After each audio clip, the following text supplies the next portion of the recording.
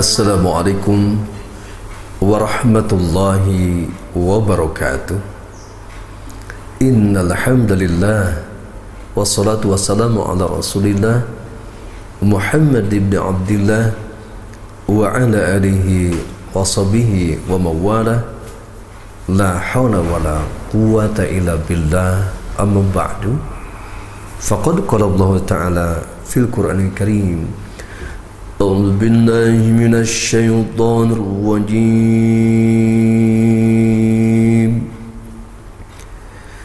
بسم الله الرحمن الرحيم.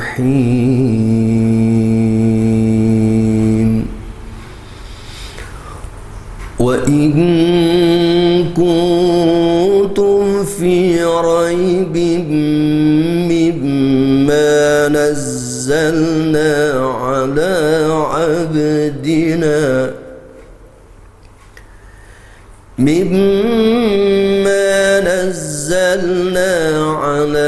عبدنا فأتوا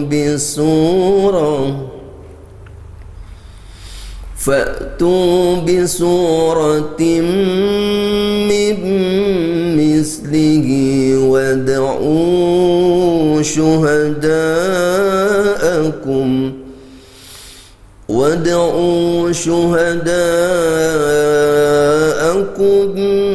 من دون الله إن كنتم صادقين.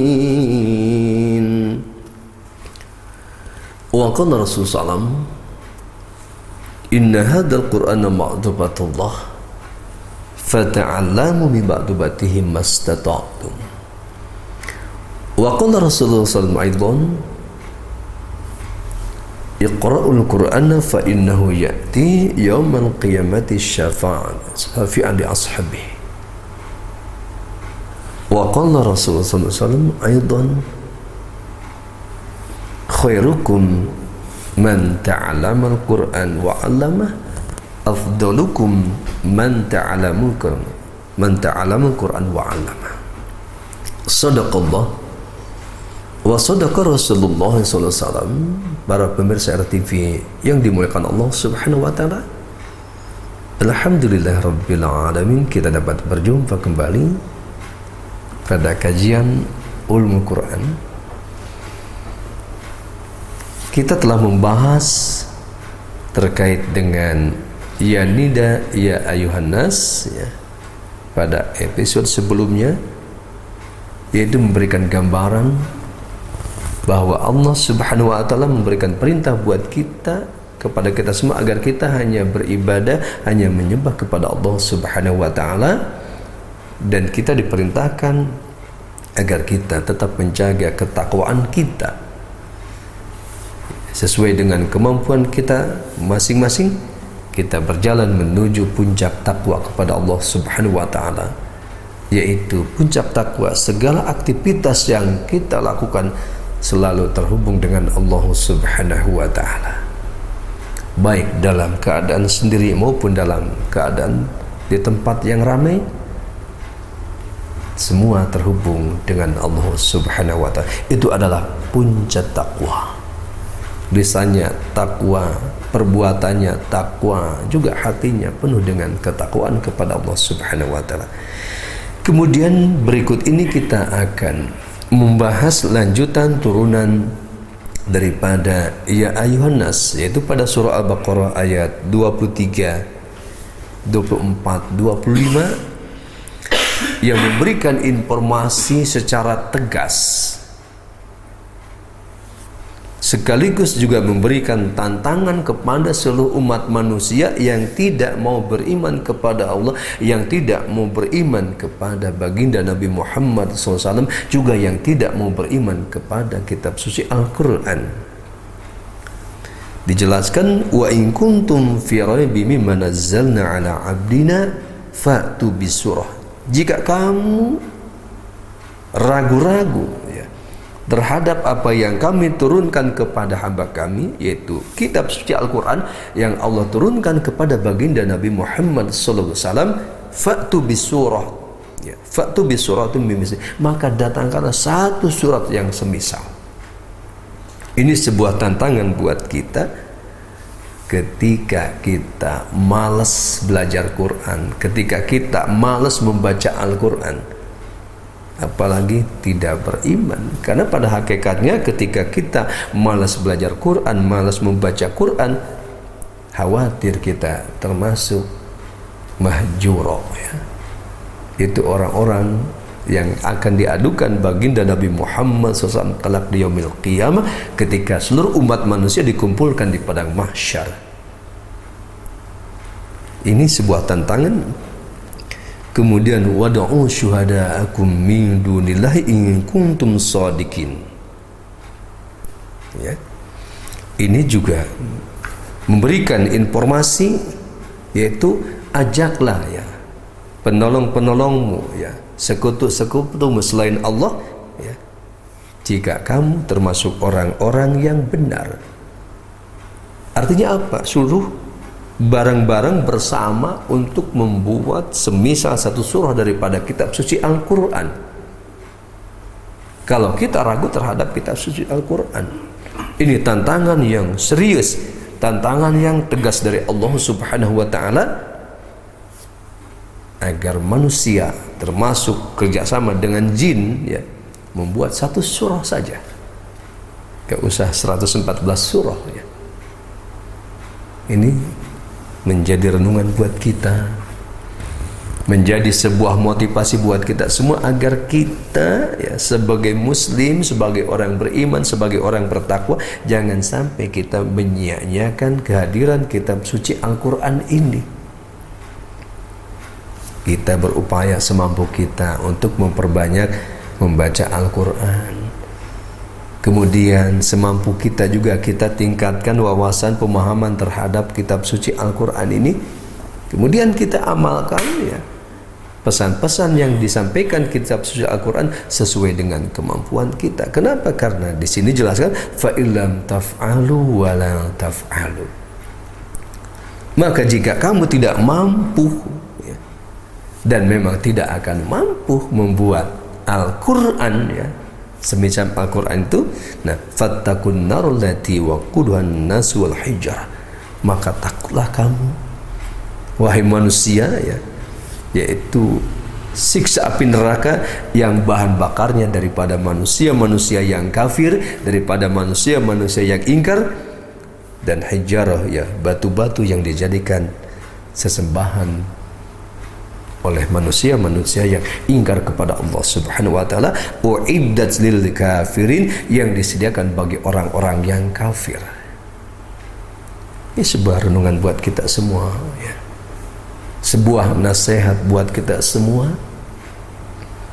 Ketika kita memang tidak punya kemampuan untuk membuat satu surah dari semisal kitab suci Al-Quran, memang tidak akan mampu. Kemudian diingatkan fattakun nar, maka takutlah kepada siksa api neraka yang bahan bakarnya daripada manusia-manusia yang ingkar. Juga batu-batuan, ya, yang dijadikan sesembahan manusia, ya, termasuk patung-patung misalkan, itu disediakan bagi orang-orang yang kafir. Orang yang kafir adalah orang yang mengingkari kebenaran Allah Subhanahu wa Ta'ala, mengingkari kitab suci Al-Quran, mengingkari baginda Nabi Muhammad sallallahu alaihi wasallam. Oleh sebab itu tentunya pemirsa RTV yang dimuliakan Allah Subhanahu wa Ta'ala, ya, mari kita renungkan ayat ini, ya, menjadi sebuah cambuk buat kita agar kita memanfaatkan kehadiran kitab suci Al-Quran, kembali mempelajarinya, agar kita betul-betul mempunyai keimanan yang kuat, keimanan yang kokoh dengan mempelajari kitab suci Al-Quran. Termasuk pada ayat ini kita diingatkan fattakun nar, ya, takutlah kepada siksa api neraka yang siksaannya sangat luar biasa. Juga tentunya siksaan api neraka itu bukan hanya di akhirat nanti, benih-benihnya juga ada dalam kehidupan di dunia ini. Artinya kita agar terhindar daripada siksa api neraka akhirat, juga kita terhindar daripada siksa api neraka dunia ini, maka mau tidak mau kita pun harus mengikuti aturan-aturan yang Allah syariatkan kepada kita semua. Dalam artian ya, bagaimana kita selalu membersihkan diri kita, juga mencari pekerjaan, nafkah dengan cara yang halalan thayyibah. Supaya apa? Supaya hidup kita tenang. Nah, hidup tenang itu, hidup damai itu mempunyai pengertian bahwa kita itu terhindar daripada siksa api neraka dunia. Karena tidak sedikit orang yang mempunyai harta yang banyak, mempunyai kekayaan yang sangat luar biasa banyaknya, tetapi ketika mencarinya salah kaprah, salah jalan, misalkan dengan cara korupsi, dengan cara menzalimi orang lain, dengan cara merampas hak-hak orang lain, itu otomatis dalam kehidupan dunia pun tidak akan mendapatkan kedamaian, tidak akan mendapatkan kenangan pribadinya. Kenapa? Karena sudah jalan. Nah, ketika tidak taubat, maka akan mengantarkan kepada siksa api neraka. Oleh sebab itu Allah memberikan penjelasan, yaitu pada surah Al-Baqarah berikutnya ayat 25, wa basyiril ladzina amanu wa 'amilus shalihati anna lahum jannat. Dan berilah kabar gembira bagi orang-orang yang beriman dan mengerjakan amal-amal soleh, sesungguhnya bagi mereka adalah surga, anna lahum jannatin tajri min tahtil anhar, yaitu sesungguhnya bagi mereka yang beriman dan beramal soleh, Allah akan memberikan surga yang di bawahnya ya, terdapat sungai-sungai, memberikan gambaran betapa indahnya surga. Mungkin ya di surga itu ya, Depok itu punya kita, Jakarta punya kita sendiri itu. Nah, sekarang di dunia rumah kita ya hanya sekian meter, tetapi ketika Allah masukkan kita ke dalam surga itu, Depok, Jakarta punya kita sendiri, karena luas surga itu seluas langit dan bumi. Belum ya keindahan dindingnya ya, dengan emas dan perak ya, permadaninya. Kemudian di dekat surga tersebut ya, mengalir sungai-sungai dari air madu, dari khamar, dari susu. Kemudian banyak pohon rindang menggambarkan betapa indahnya surga. Itu Allah akan berikan kepada orang-orang yang beriman dan mengerjakan amal-amal soleh. Kemudian kullama ruziqu minha min samarati rizqan qalu hadzal ladzi ruziqna min qablu wa utubihi mutasyabiha wa lahum fiha azwajun mutahharah wa hum fiha khalidun. Ternyata di dalam surga juga ya Allah berikan rezeki dari buah-buahan. Buah-buahan sepertinya di dunia gitu, seperti buah-buahan itu, tetapi itu bukan. Karena tentunya berbeda ya. Cuman perasaan kita, oh ini seperti yang ada di dunia tadi, tetapi itu bukan. Kenapa? Karena memang beda mutunya, beda kualitasnya. Ya. Juga di dalam surga itu Allah berikan pasangan-pasangan yang disucikan. Kenapa? Kalau dalam surga tentunya sendirian ya, masih ada kekurangannya. Tapi Allah berikan yaitu pasangan-pasangan yang disucikan.